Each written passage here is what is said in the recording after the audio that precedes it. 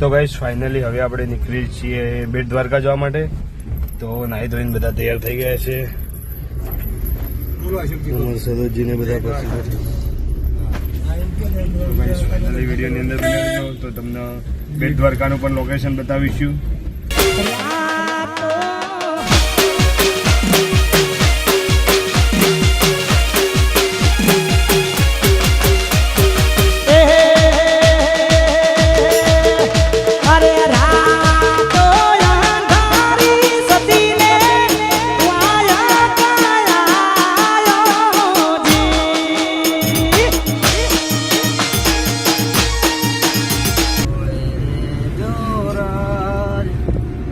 જોડે રાખવા તમે